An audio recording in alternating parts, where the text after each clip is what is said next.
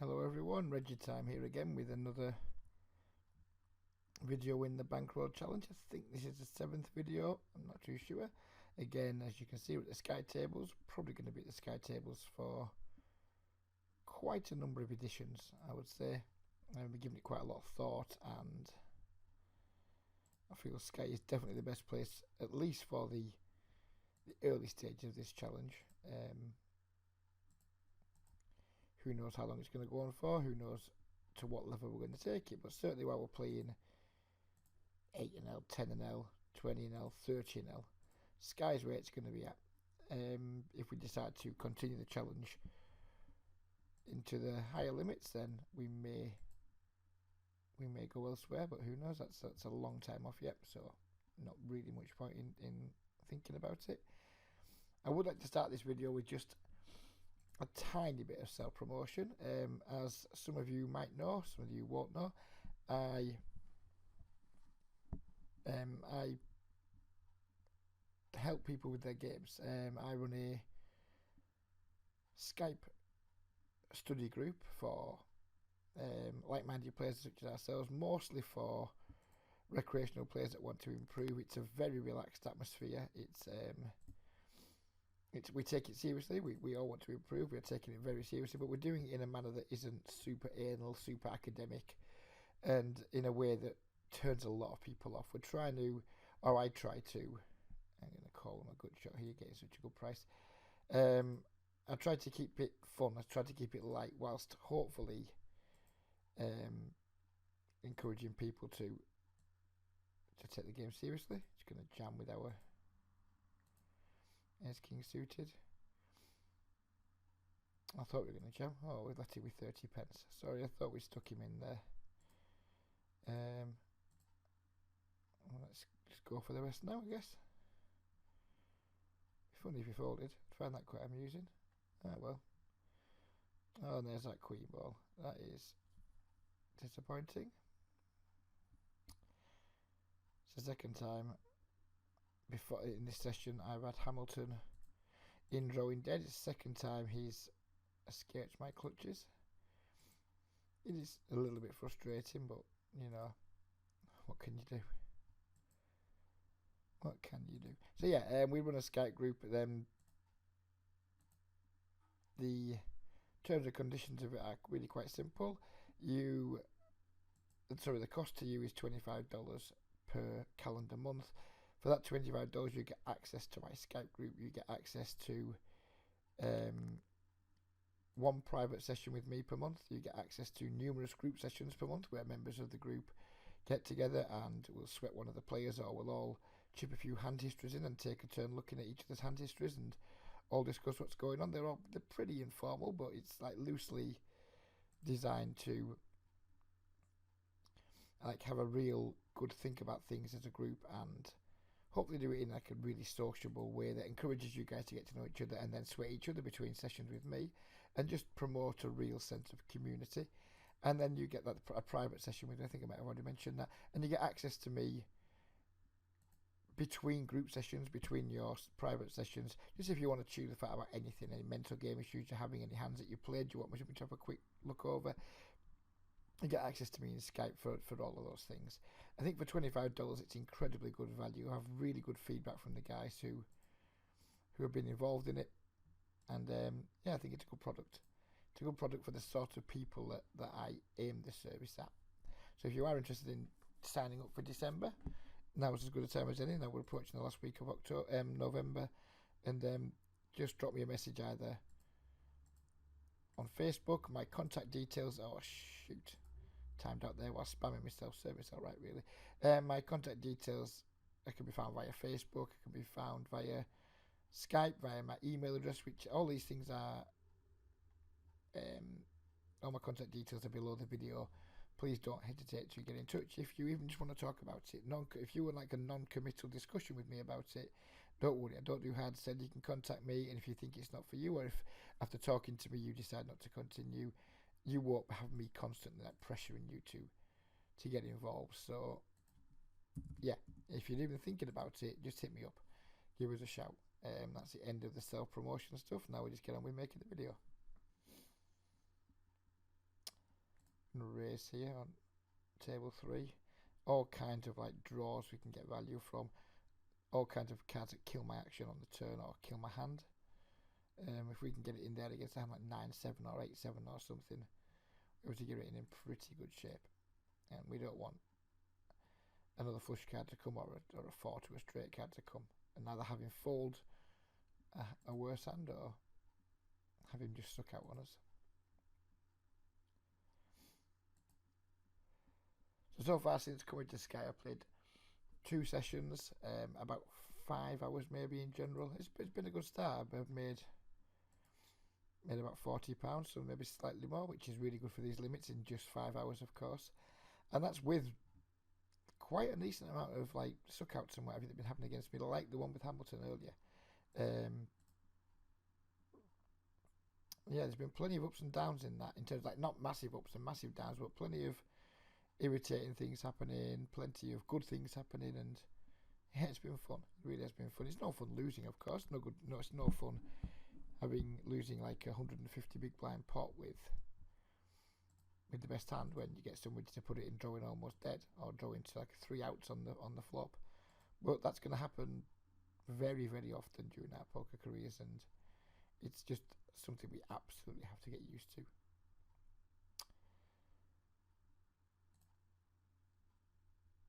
River Winners seems to be quite a loose passive player. I seen him stack off pre-flop earlier with 6-7 suited. Hampshire's pretty aggressive. I played against him last night. After getting a handle on him, I found it quite easy to take his money, but I'm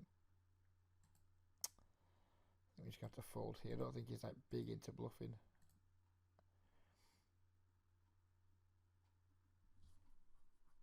Not without the initiative anyway. He's a sort of player that I feel that you can let hang himself. But even against those sort of players, we can't go into like call down mode with all of our bluff catches. We have to be folding some of our hands. If the jack hadn't paired the turn there, giving like jack's the better hand, I probably would have called down. But because now a jack beats me and a king beats me, I let him have it. It was a relatively small pot. I could have just c-bet the flop, I guess, but don't think it's that great multi-way.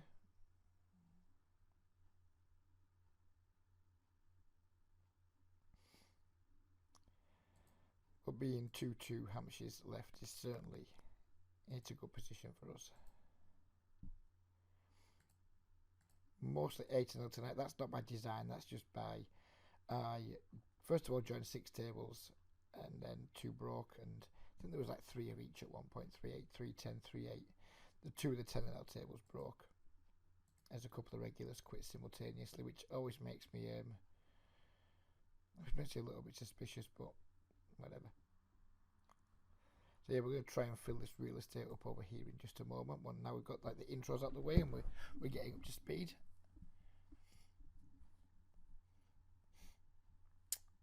Let's see if we can't find some tables. Here's one here.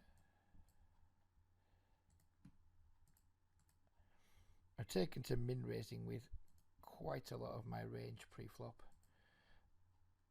and there's for no other reason than convenience.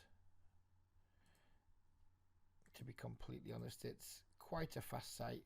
Things go quite fast on here, and the difference between min raising and say 2.5x now, whatever, it's marginal.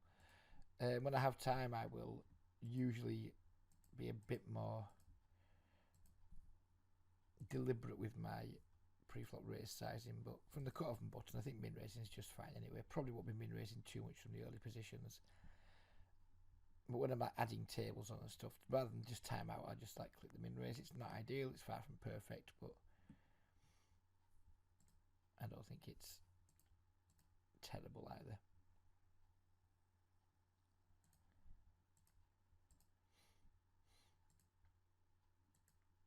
We donked there. I thought we were for some reason I thought we were c-betting. We weren't. We're donking, but we'll happy enough. We got the gut shot, so and we picked the pod up, so we'll take it.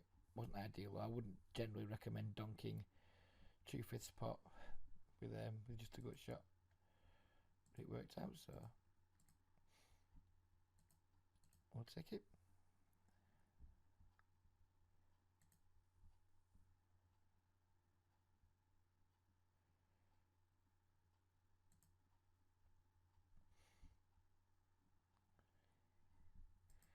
really small squeeze by us. Yeah, we're going to hope to get multi-way on flop a set. That's the plan here. We did get multi-way as expected. We did not flop the set though, which is kind of a pretty important part of the plan, really.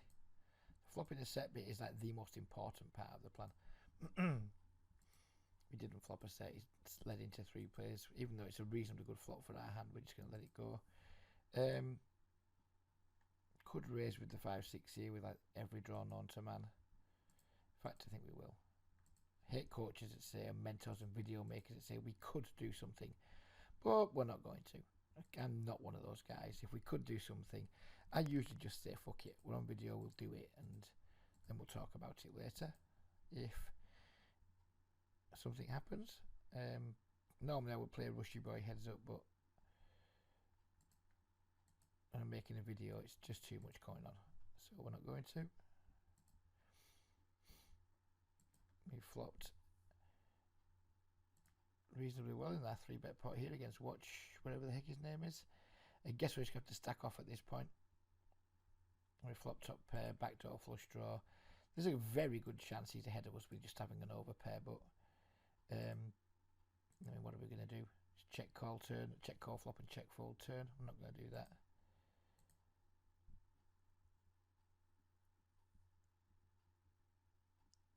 And we get the fold. If we had a bigger stack size, we obviously couldn't just check raise there and not care too much. But he didn't have a bigger stack size, so obviously we're committed with top pair, top kicker at that point. So we may as well just flick the money in.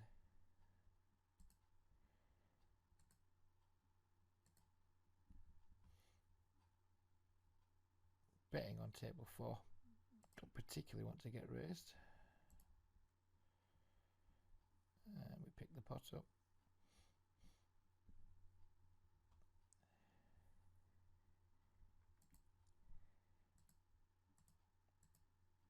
Overlimp with the 6s.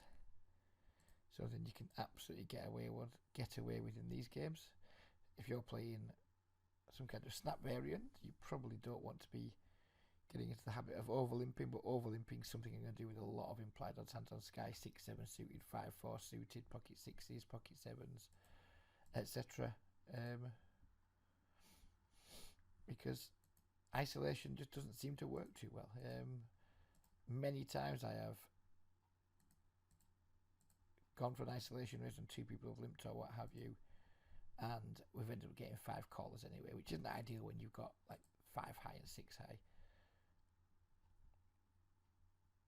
So yeah, I'm getting a little bit more into online with overlimping, unless we have a big hand. It's incredibly exploitable. Don't expect to get exploited for it though. We've been min 3-bet by Bill Zeri. Let's encourage him to play an even bigger pot by 4-betting. If he has the aces, so be it. He has the ace jack. Can we hold this time? Can we hold? Yes, we can. Good stuff.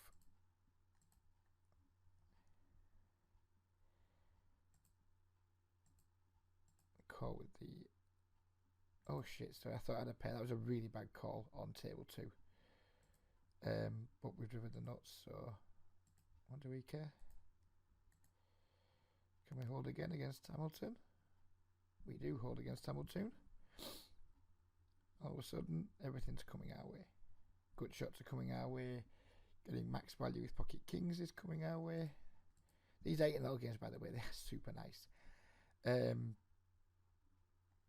For some reason, the regulars tend to avoid them. They tend to play just 10-0 games. So it seems to me like lots of the regulars would rather play a bad 10-0 game than some good 8-0 games. And such is fine by me. I'm more than happy to sit playing 8-0 if the games are far better than 10-0. I'm quite happy to have that pool to myself to an extent. There's no shame in my game. If there's a good 8-0 game and it's a bad 10-0 game, I'll be in that good 8-0 game 100% of the time. Same when I'm playing higher. When I'm playing 20-0, 30-0, 40-0, I'm not sat there thinking, oh, I want to play 40-0 because that's where my ego says I want to play.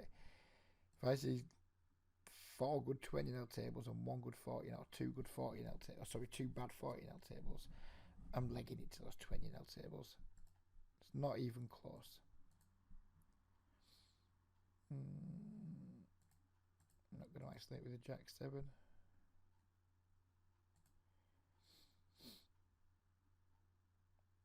Pride comes before a fall, and that's never been more true than in poker. We have flopped a nuclear strength draw on table 1, where we will be more than willing to wager all of our chips.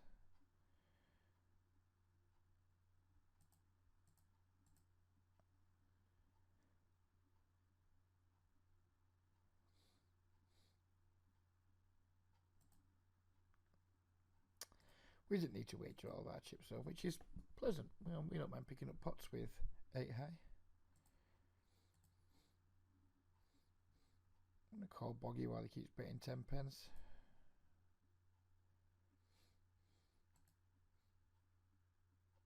You have to play Sky, especially at these stakes, with winning at showdown an awful lot in your mind. You're not going to win too much money at non-showdown in these games. So you see me playing lots of hands that make strong hands and not too many. I'd rather play like a 6-5 suited in a multi-way pot than let's have like an ace-8 off and try and isolate somebody. Because the money to be made in Sky is to make strong hands and hopefully get paid off with them at showdown. Not necessarily in the way of raising to isolate players and then just see betting a lot and having them check fold. That's part of my strategy, but a bigger part of my strategy is just get to flops with playable hands, look to make 2 pair plus and get tons of value. It's a very, very basic strategy, but it works incredibly well at these tables. So if it works, why overcomplicate things? That's the way I look at things. Am I doing super clever poker stuff? No. Am I pretty much printing EV and printing money? Yes. So that's my job. My job is to maximise my EV at every table, and I feel I'm doing that with this current strategy. Let's see if we can't find another table again. We have started making this video at quite a late time. For some reason, my wife decided to stay up till fucking stupid o'clock tonight, so it might not be the longest of sessions because I've noticed these tables do tend to start drying up around 1 AM and it's currently 12:30 AM. I'm going to limp the small blind with the King 6 suited against Jaguar.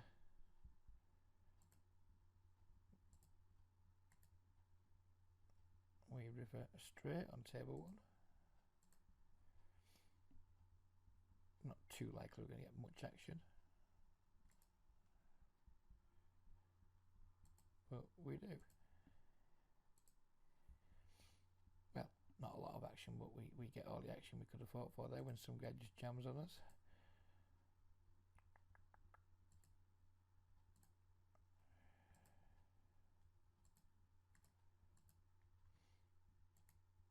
I was talking to somebody last night about these games, and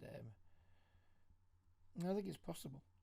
You know, it's possible to take 50-60 quid a week out of these games quite easily and just never want to move up. If you want to be a hobbyist and just make 50-60 pounds a week from your poker and you're adept at 4 to 6 tabling and you have, 15 to 20 hours a week to put into it, you could easily make 50-60 pounds a week out of your hobby in these games and never want to move up. Yeah, your hourly rate's only going to be about £3 or whatever, but who gives a fuck? If it's just your hobby and you can make some extra pocket in the side, you don't need to be making like a super wage from it. If it's just your hobby, it's just something you want to do to occupy yourself in the evenings and then make a little bit of money on the side, then what's not to love about making an extra 50-60 pounds a week? It's not going to be life changing, but it doesn't matter. It just doesn't matter. If I thought I could make £80 a week from these games, I would never move up. I would just quite happily sit, have the most stress-free grind in my life, make an extra 300 quid a month and just be happy with that. Well, maybe that's not entirely true, but it's not far off the truth. It really isn't.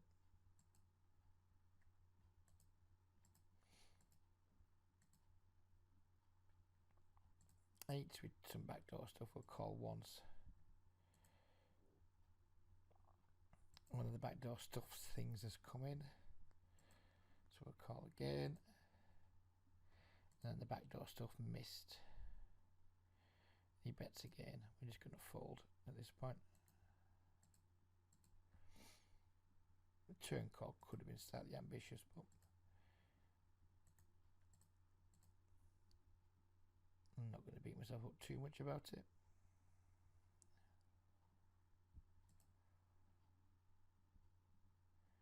These tables are breaking all over the place, aren't they? We're going to have to find some more tables soon, guys. So it could be a super short video.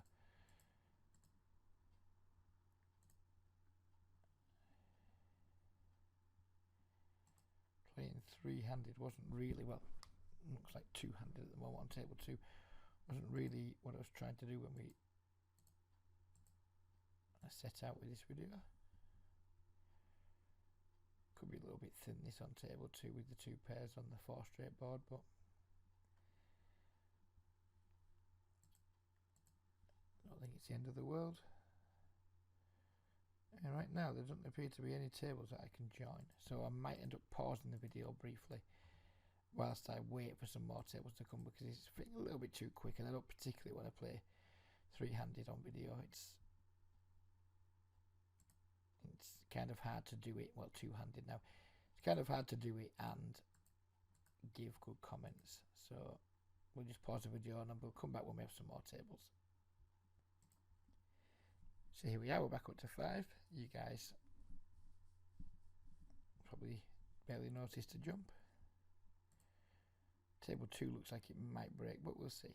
We'll stick with it.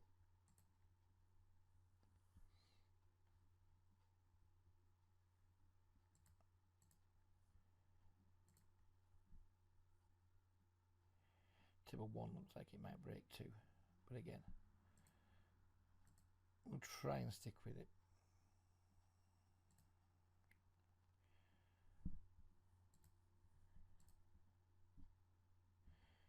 Good shot to the nuts on table 2 for 20 pence. We'll certainly see a turn card.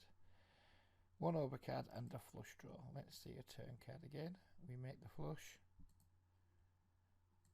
Lead into him. Could he want to jam the river?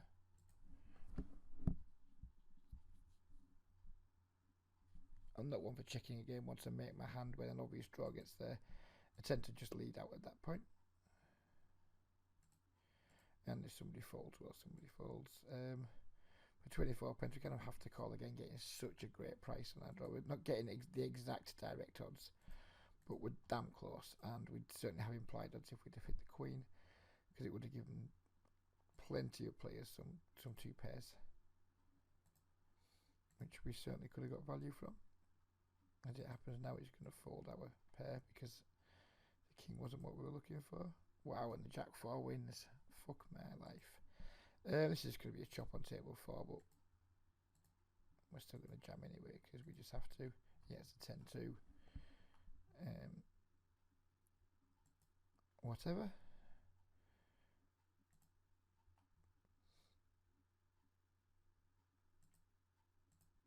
And again, it's feeling just a little bit faster. Apologies if I miss anything or don't explain anything too well. If you do see a hand that you're thinking, what the fuck just happened? If you use the comment section and timestamp it, I will be more than happy to answer any questions.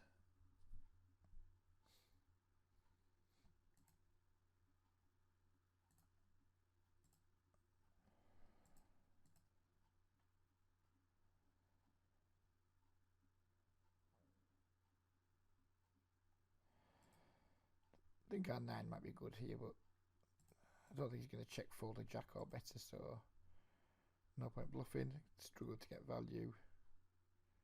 And the 9-3, wow.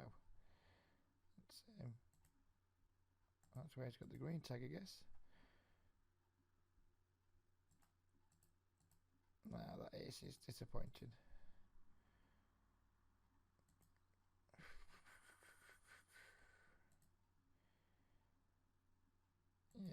fold on the turn to the when the ace comes.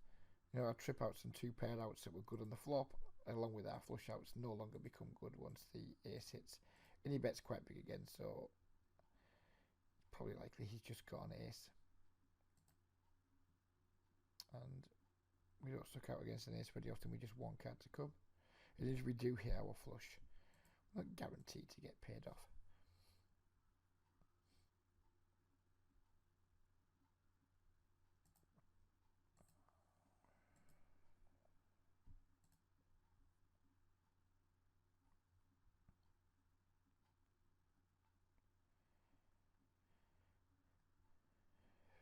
Table 1's not ideal. 2 guys have only got what, like 8 quid between them.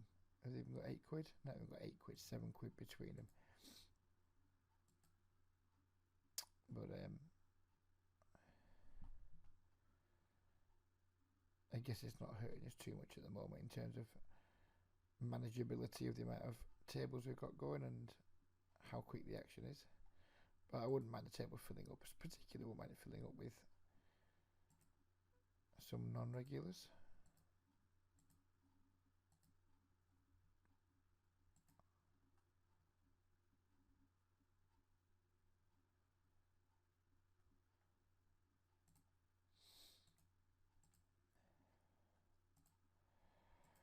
Raising on table 2 for value. That's the... Oops, again, that's another lack of concentration by me.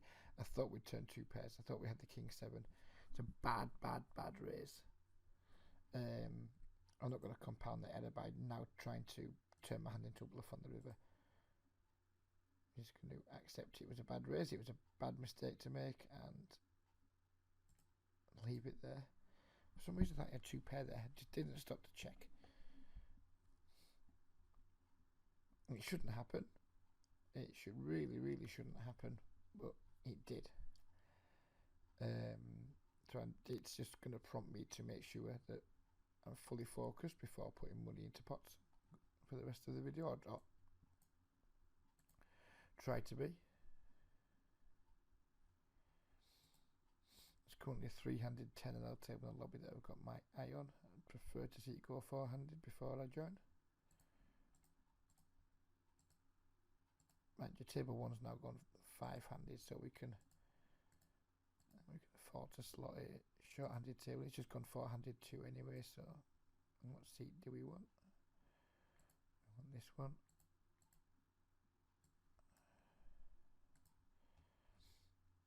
I'm just going to shrink the size of these bottom tables down just a little bit to make the top table slightly more accessible.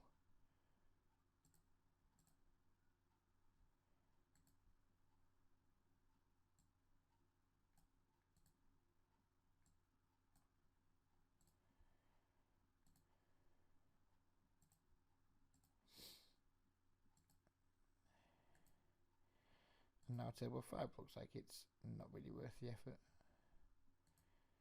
This is the frustration of regular tables, I guess. Tables constantly breaking, constantly having to search lobbies, but nevertheless it's an irritation that's worth facing if it gets us in good quality games.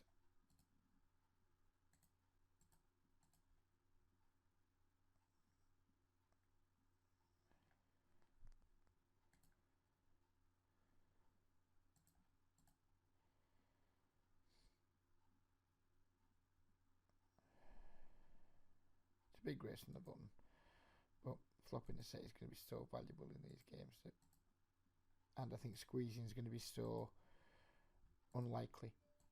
I think we can afford to be a little bit speculative.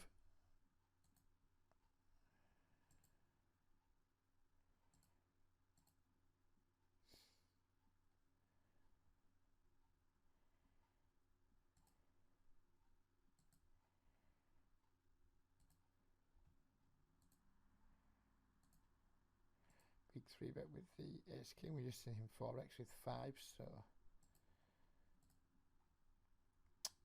I'm not as worried about his 4x in range anymore. He just puts a massive 4-bet in. I'm just going to jam. I mean, what can we do? We've got ace king to Very strong hand. If he's got the cure for it, well, he's got the cure for it. He has the same hand. So we just hope we don't get free rolled on spades, which we're not going to. And there you go, it is what it is. Good shot here on table 2. We're going to appeal because it's a good shot to the nuts, which is, if we're going to draw to good shots, drawing to good shots that are going to be the nuts when you make it is a good one to draw to. Turn a pair.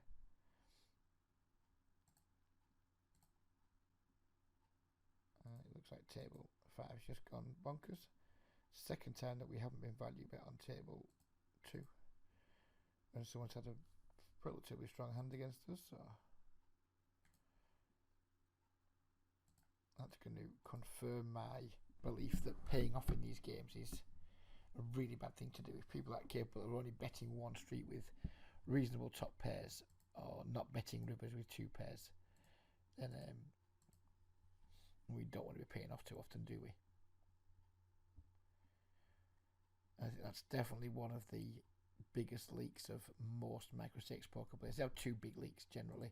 One, they don't value bet enough, which has been evidenced by some of the situations on table 2. And number 2, they call down too lightly against people who don't value bet enough.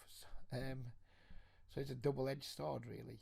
You know, you're paying off too often, and you're not value betting enough. It's really hard to overcome if you have one of those leaks. It's almost impossible to overcome if you have both of those leaks.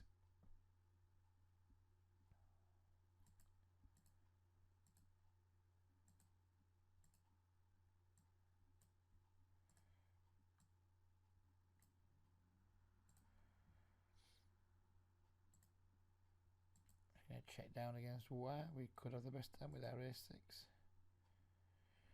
We do.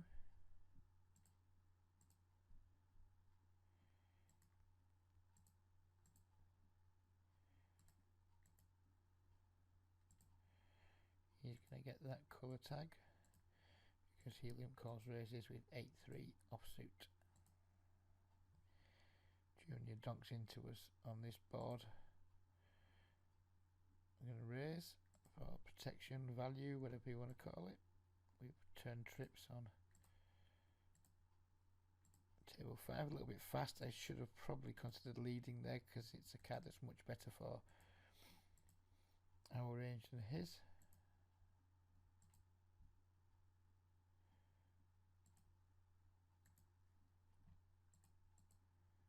I should have bet that turn there. This is proving to be slightly too fast for me at the moment. It's a second mistake I've now made,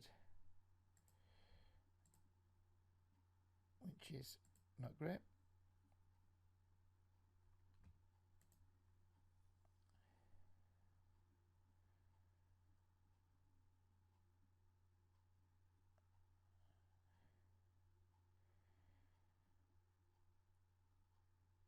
Need to be super careful that I'm not playing too many tables for myself.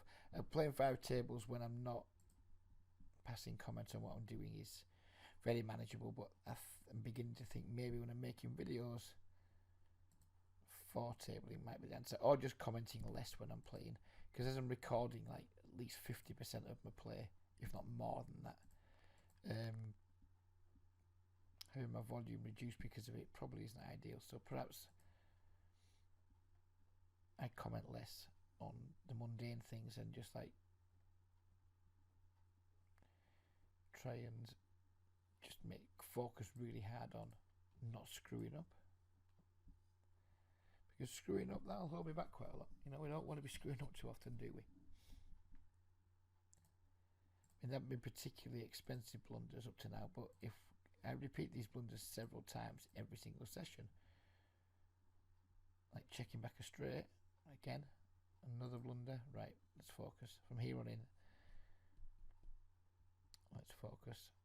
That's 3 blunders now. It's almost certainly cost me at least a couple of pounds, I would say, over the course of them. So it's focus time. Talk a little bit less, focus a little bit more.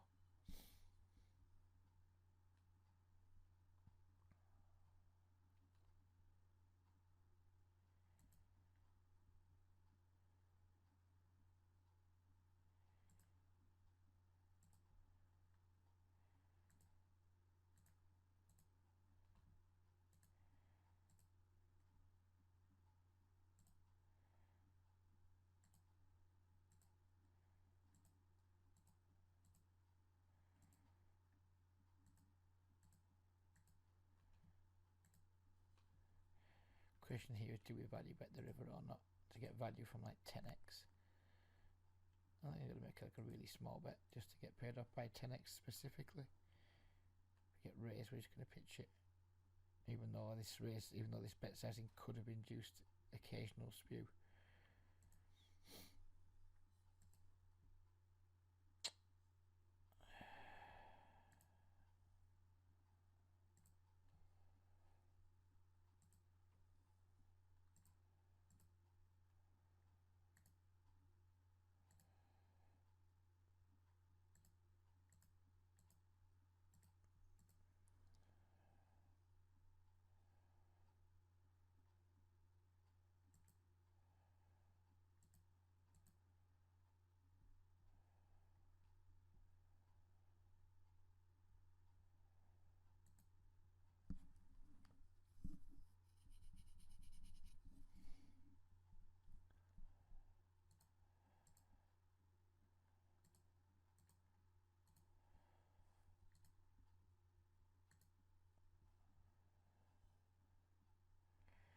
Probably going to fire a second barrel here on table 4. Pick up the open ender. I'm going to make a small bet on table 1. Picked up a good shot. Our pair might be good. Picked up a good shot in case it isn't. Aces on table 3. Still haven't figured out a siren for aces. Guess I need to get one though.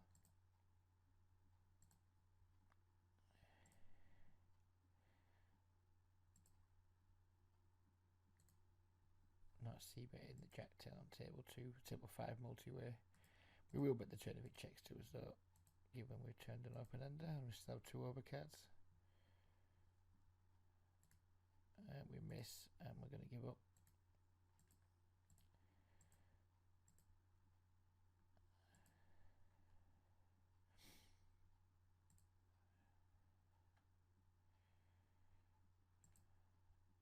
I think aces are good here against Junior, but I don't think he's going to got like we're going to be able to get 3 streets too often. So I don't mind on what's probably a brick turn, checking, maybe inducing him to bet with worse sometimes. And it's just super unlikely he's got an 8 or a 7. I'm going to make a value bet, hope to get paid by whatever, some just high cards or worse pocket pairs. Guess we're going to keep calling with our flush draw. Timed out on table 1, but I wasn't going to bet anyway. River of jack, which probably isn't too much use to us, but at least it gives us some showdown value. Evidently not enough showdown value. Keeping checking with the ace queen. Just every chance we have the best hand, no reason to bet. Doubt any better hands are going to fold multi-way. We did indeed have the best hand.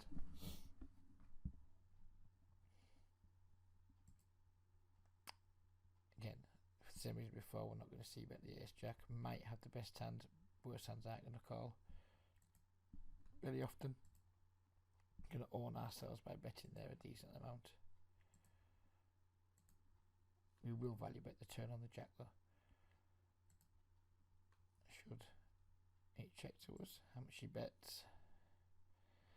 Raising for value on that board texture. There's like all kinds of pair plus straight draws, flush draws, worse jack X, all kinds of ways we can get caught by worse. And if he raises, we've got a pretty easy fold. Instead we river trips, which is not unpleasant. And we're going to bet and target the queen X part of his range.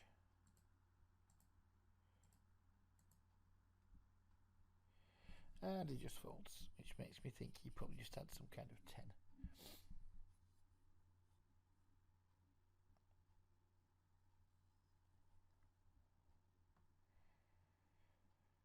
I'm going to call here because Hampshire's in the pot and I want to play pots with Hampshire.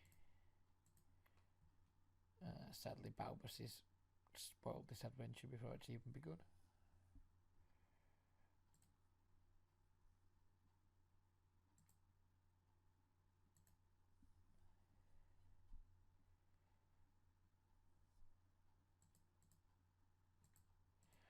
I will be in a position to show you guys my spreadsheet tonight, where I managed to get it working. I downloaded OpenOffice and it works just fine now, so I'll show you that at the end of the video if any of you guys want it. I'm sure I'll find a way to get it to you.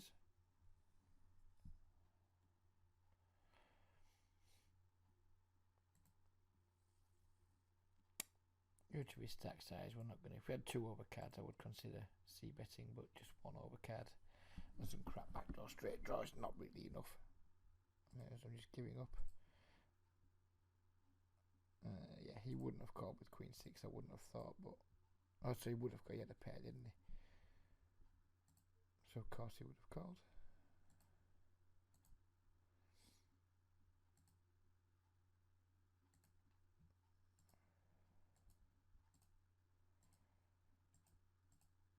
It's very rare you see me continuing with not very much against guys that only have 20 to 30 blinds left.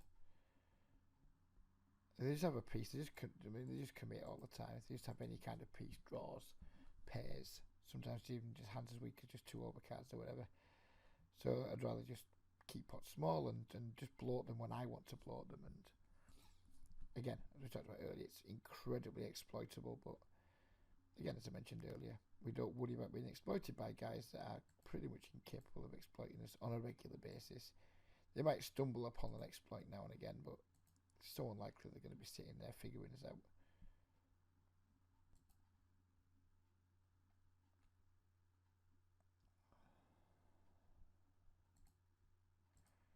Flop really well on table 3.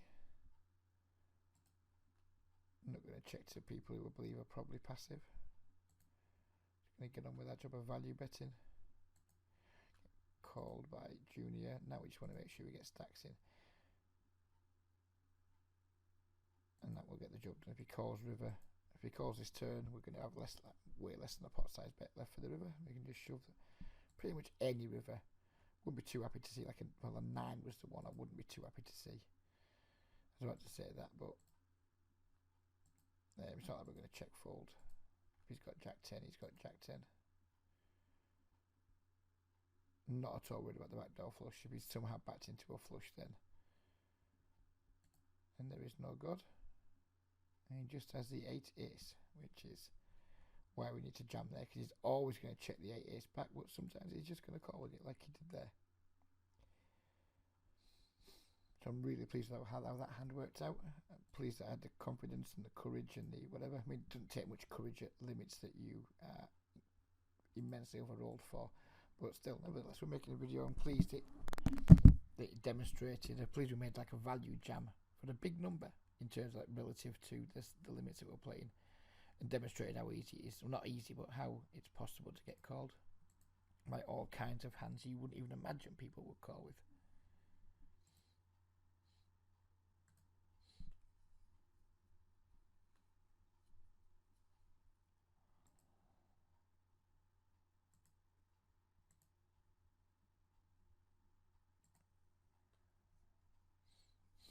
As we talked about before, it's really, I don't believe it's particularly hard to accumulate a bankroll at these limits on Sky, assuming you start with a reasonable roll and you are not just spewing your life away. It really isn't too difficult to build a roll in these games. We are super deep here with 2 players, so we're going to make a bigger than usual squeeze to reflect the fact we're going to be out of position to 2 players that we're deep with. And if we just take the pot down pre-flop, well, we just take it down pre-flop.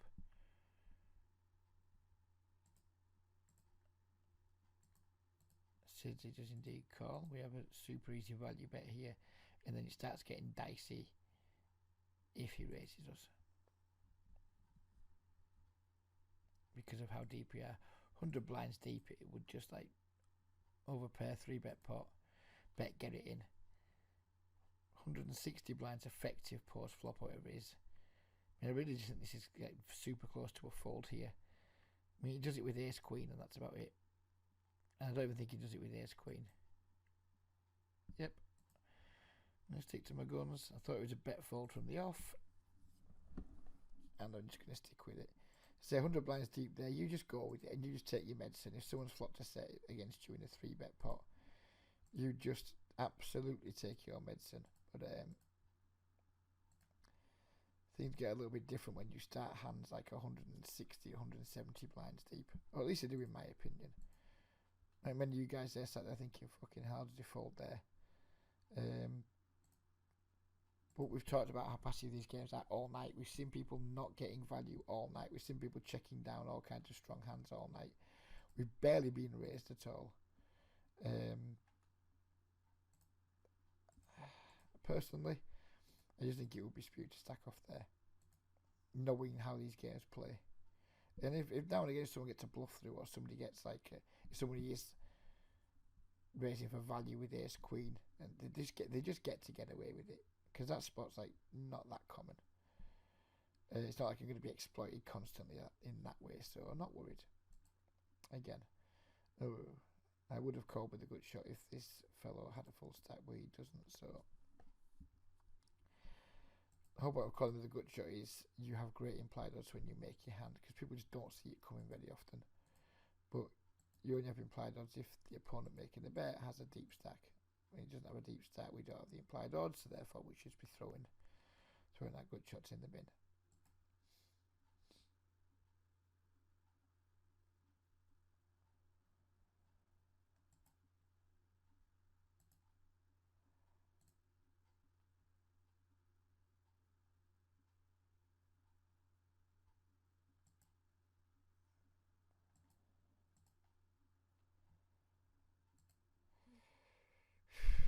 King Queen offsuit is pretty tragic hand in terms of like how often you can be in rough shape. Suited, I think, a call there, but offsuit, it's going to be hard to win a big pot with it, but it's not going to be too hard to lose a big pot with it. That's my take on that.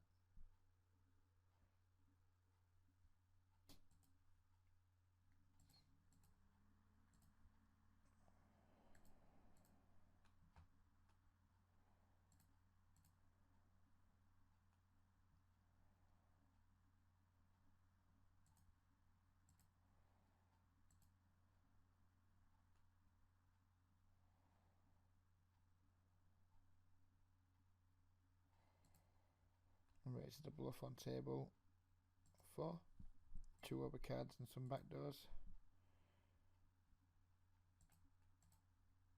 Continue on the ace.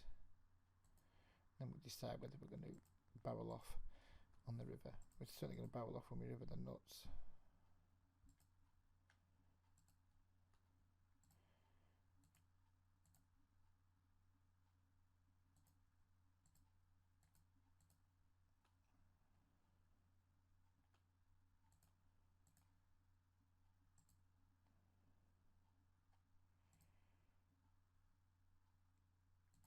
I'm not in love with table 1 right now. We're just heads up against one opponent who doesn't have much money, so table might be going. Someone's joining right now though, so we'll see. Joined, he doesn't have any money, but probably keep it going. I don't think it's going to be a particularly long video tonight though, guys. I think we're probably going to knock it on the head in the next 5 or 10 minutes. I'm not going to stop playing, but I'll probably knock the video on the head, depending on if tables break or not, because I do want to capture as much out of my play as I can, but at the same time I don't want the video making to be a distraction to my grind if tables break and start getting short-handed, because I'm happy to play 5 tables short-handed.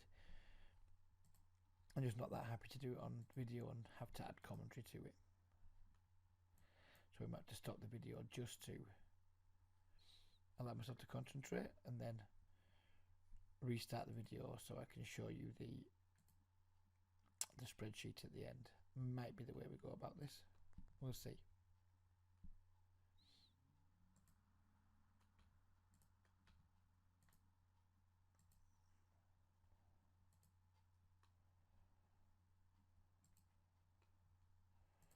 Pretty good flop on table 3.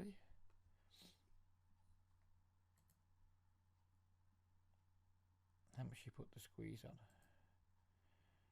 We just called. It was a small squeeze. We have 2 pair on table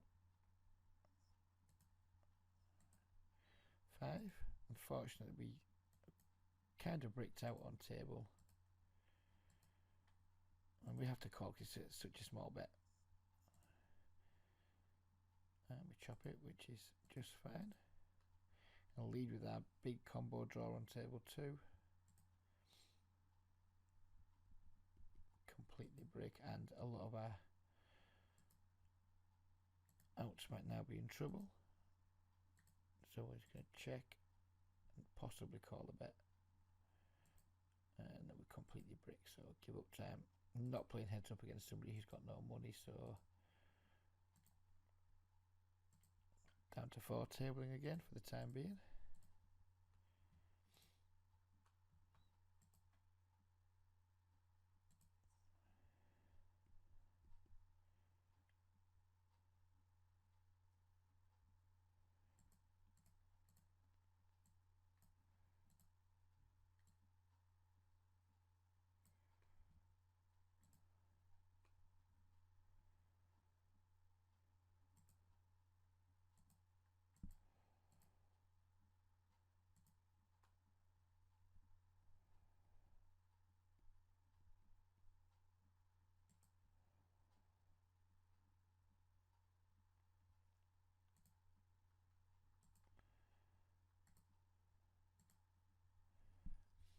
Top pair table 4.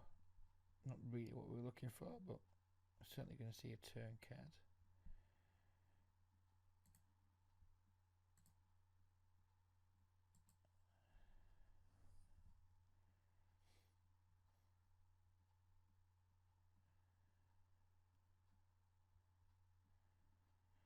Tempted to call this river just to try and give myself opportunity. We can suck out sometimes, and also give myself an opportunity to catch some cards that I can bluff with on the river. King wouldn't be one of them. I was hoping to see like a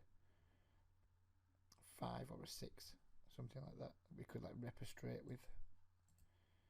I mean, this guy just seems like really quite aggro. I suspect he's probably overplaying quite a few hands. Nothing much we can do in this exact spot, but we'll certainly be looking for spots where we can maybe exploit his aggressive tendencies. Or maybe not that aggressive. Maybe he just, when he gets like a big hand, maybe he just like overplays it and what have you. We'll see. Maybe he just has some good hands.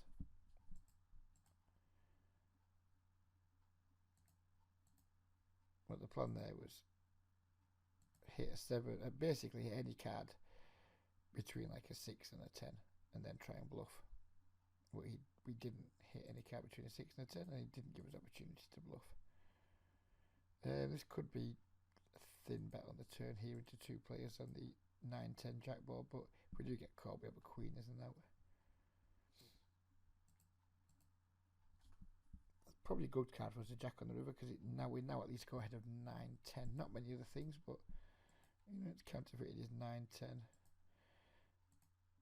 We're not going to value bet. We're going to check and then consider our options. We do block king queen pretty damn hard, which is nice. I think it's hard to get 3 streets there from a worse hand. I just don't think he calls 3 streets to like 9x or 10x. Fuck it, maybe he does. Who knows? Maybe he's just not great, but don't think the population do. We'll find out what he had in a moment. Don't get too distracted.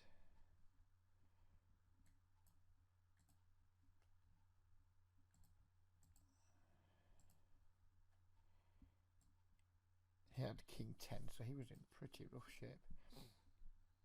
Right, so he's slowed down now as bolder. Kind of want to get to showdown with him and see just what's going on. 9 ace. So he bet smallish with a marginal strength hand, and then just got scared by 1 overcard, which now makes me believe that he's just been more towards the top of his range in the previous hands we played with him, and maybe I've made some mistakes by calling. Who knows? we're not just going to take that read from one hand, but it's all we've got to go on so far. That he didn't value bet top pair that turned into second pair. My guess is he was in check call mode though, so I'm pleased I didn't turn my hand into a bluff. But next time he does that, next time he caps his range, we certainly will see what happens if we fire 2 bets at him.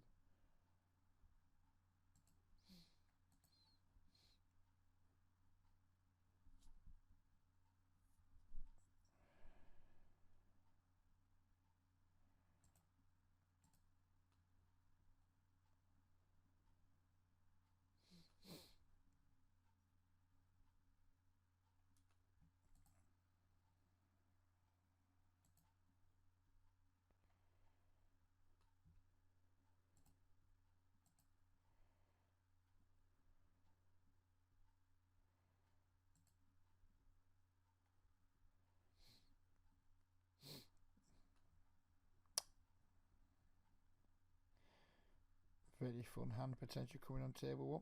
The one card we don't want to see is an ace. Second card we didn't want to see was a queen. It's in both of them. Very annoying.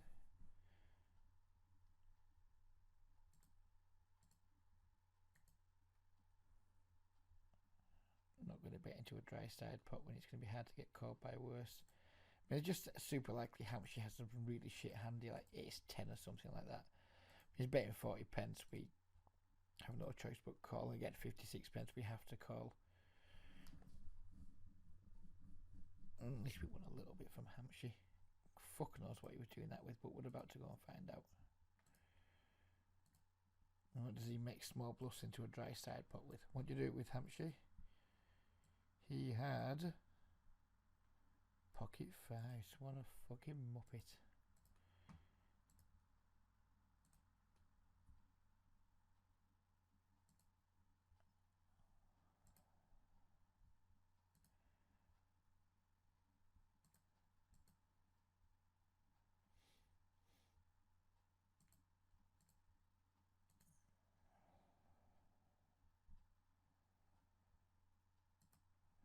He seems to be playing less aggressive than he was last night. Last night he was playing much more aggressive, and he was making some absurd sizes pre-flop. He was just making like 50 pre-flop constantly.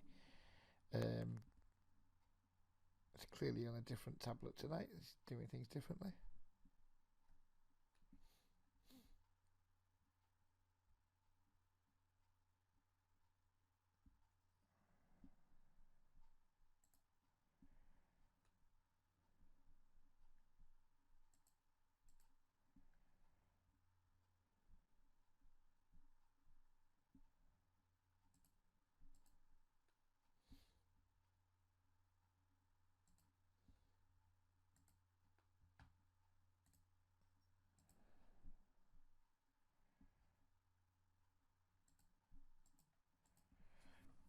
Showdown value against Hampshire, so we're not going to be needing to bet. 8 deuce. Interesting. Well, more amusing than interesting, I guess. Any tables we can add? Some crap cap table that I'm not interested in. There's a 3-handed 10-0 table, but overall, no. Are there any tables we can get on the waiting list of? None at 8-0, none at 10-0. Pretty much on every table we can be at right now. But it is now 10 past 1 in the morning, so I'm not surprised with the traffic dropping off. Started this session late tonight. So the prospects of us adding more tables are slim. There's potentially one table we can add. If it fills a little bit better. The minute there's just 2 regulars and 1 short stack player, so we're not going to bother too much with it. And put the big squeeze on with the aces again. Knowing the types of hands that Hampshire can call with, I'm not too worried about blowing him out of the pot, because I don't think I'm going to blow him out of the pot too often.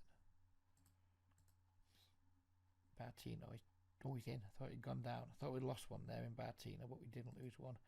We did lose Hampshire though. He's going to go big bet flop jam turn here against Bartino. If he's got the cure for aces at this point, then he's going to win £6.84 more from me. I'd like to have the ace of spades, but we don't, so whatever. That's why I would like to have the ace of spades, because of situations like this. But if he's called with 2 spades and he's flopped a flush draw and turned a flush, then again, good for him. He just had top set instead.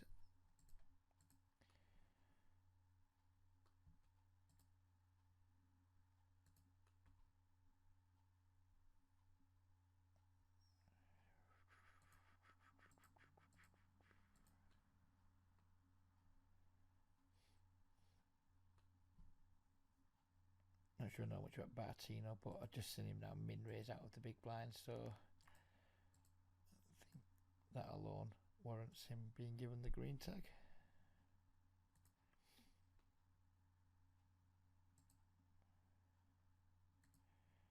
Wasn't aware that blue bowls had such a shit stack, but I obviously knew we were going to flop trips.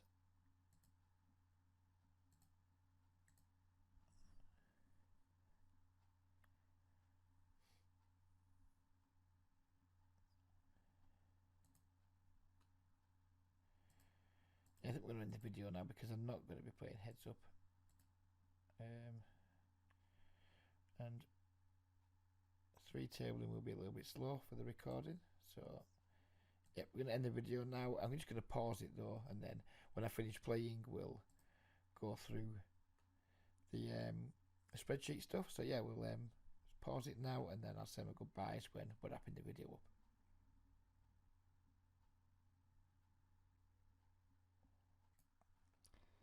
So here we are. This is the spreadsheet that I will be working from for the duration of this challenge. As you can see, we've got both our sessions in so far. It's a bit wonky the way it works. It's not ideally set up, but it's more like for live play and what have you. But yeah, it works. It does its job. It does what it's supposed to do. So anyway, we started this session. We're going to do the big reveal in a minute. I genuinely don't know how much we've made or lost this session. I suspect we made a little bit. We started this session with I think it was like 148 in the account, 149 maybe. So we could say 149. We ended the session with 155.71. So we're going to call this a plus £7 session. It's close enough. We're not going to quibble over pennies. So 23rd of the 11th, 16. Sky isn't an option in the drop down list, so we just use live. 5p, 10p, even though we're playing 4-8 as well, it's close enough. No limit, obviously. Buy in. We're playing 6 tables overall, so I always put the buy in as 60, and then this is where you put your profit in. So we started with $60, kind of, and we've made £7, £7, sorry. So our result was £67. If I had lost £15, I would have put my result in as 45 or what have you. But we made £7, so our result is 67. We played for about 1.8 hours. So we had 6 tables going, and there we go. And then it calculates up here. So far my total profit is £55, and it says dollars, but it's in pounds. It's Sky. My current hourly rate is £7.86, which is a phenomenal rate for this limit. Clearly it's not going to stay at that limit, but you know, if we can keep it around the £5 per hour, I'd be delighted.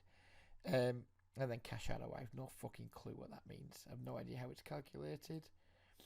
For those of you who are really, really clever, that's the formula right there. No idea. I haven't got a fucking clue, because I have no idea how you calculate like a cash game ROI. But whatever. It looks like I might just have fucked it up as well, but I'm not too asked, because I don't actually give a fuck about what that means. All I'm asked about is my total profit and my hourly being recorded. So yeah, we've got that. So that's how that works. So now we're going to save, and that's ready for the next session. Now there is no graph with this spreadsheet. It's very, very basic, but you know what, it really doesn't matter. So it gives me all I need. So yeah, we'll leave it there. Hope you guys have enjoyed this video. Please, as usual, any comments, any feedback, please leave them. And again, if you have liked the video, please hit the like button. If you would like to talk to me about receiving some help with the game from me, again, contact me. My contact details are all in the comment section below the video, and I'd be delighted to hear from you. We'll leave it there. Bye for now, and we'll be back probably tomorrow with another video.